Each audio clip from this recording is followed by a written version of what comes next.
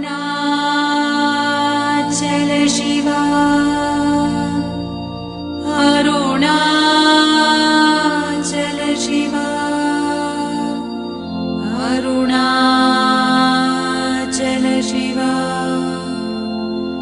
Arunachala. 14th June 1936. Mr. Cohen desired an explanation of the term blazing light used by Paul Brunton in the last chapter of A Search in Secret India.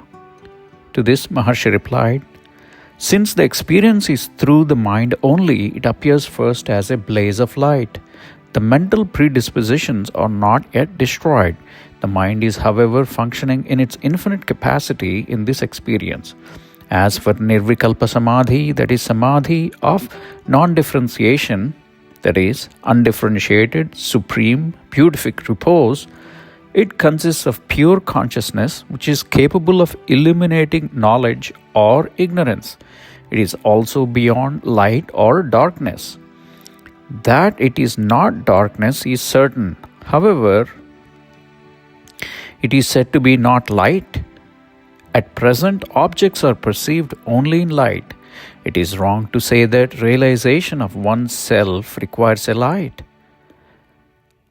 Here, light would mean the consciousness which reveals as the self only.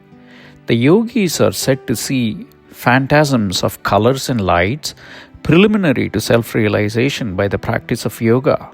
Once, goddess Parvati practiced austerities for realizing the Supreme. She saw some kinds of light. She rejected them because they emanated from the self, leaving the self as it was ever before. She determined that they were not supreme. She continued her austerities and experienced a limitless light. She determined that this was also only a phenomenon and not the supreme reality. Still, she continued her austerities until she gained transcendental peace. She realized that it was supreme, that the self was only the sole reality. The Taittiriya Upanishad says, "Seek Brahman through penance." Later on, penance is Brahman. Another Upanishad says, itself is penance, which is again made up of wisdom alone. There the sun shines not, nor the moon, nor the stars, nor fire. All these shine forth by its light.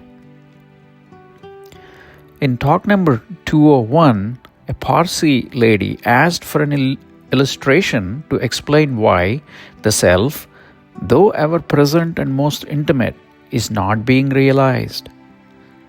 Maharshi cited the stories of Swakantabharanam Katha, the story of the necklace on the neck itself not being detected, Dashama, of the 10 fools who counted only 9, each of them omitting to count himself, the lion's cub brought up in a herd of goats, Karna not knowing his real parentage, and the king's son brought up in a low-class family.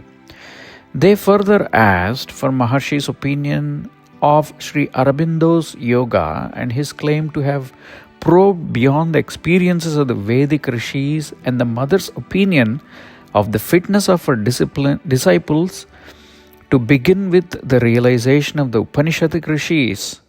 To this, Maharshi replied, "Aurobindo advises complete surrender. Let us do that first and await results and discuss further, if need be afterwards and not now. There is no use discussing transcendental experiences by those whose limitations are not divested. Learn what surrender is. It is to merge in the source of the ego. The ego is surrendered to the self. Everything is dear to us because of the love of the self. The self is that to which we surrender our ego and let the supreme power, that is the self, do what it pleases. The ego is already the self's. We have no right over the ego, even as it is. However, supposing we had, we must surrender them." Devotee asked, "What about bringing down divine consciousness from above?" To this, Maharshi said, "As if the same is not already in the heart. O Arjuna, I am in the expanse of the heart, says Sri Krishna. He who is in the sun is also in this man, says a mantra in the Upanishads. The kingdom of God is within, says the Bible. All are thus agreed that God is within. What is to be brought down? From where? Who is to bring what and why? Realization is only the removal of obstacles to the recognition of the eternal, immanent reality. Reality is. It need not be taken from place to place. The devotee then asked, what about Aurobindo's claim to start from self-realization and develop further? Maharshi replied, let us first realize and then see. Then Maharshi began to speak of similar theories. The Vishishtadvaitins say that the self is first realized and the realized individual soul is surrendered to the universal soul. Only then is it complete. The part is given up to the whole. That is liberation and Sayuja, union. Complete realization stops at isolating the pure self, says Vishishtadvaita. The Siddhas say that the one who leaves his body behind as a corpse cannot attain mukti. They are reborn. Only those whose bodies dissolve in space, in light, or away from sight attain liberation. The Advaitins of Shankara school stop short at self-realization, and this is not the end, the Siddhas say.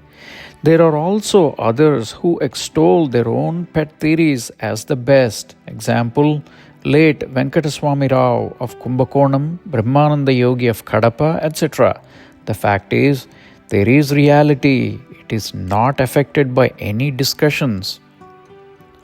Let us abide as reality and not engage in futile discussions as to its nature, etc. End of talk 201.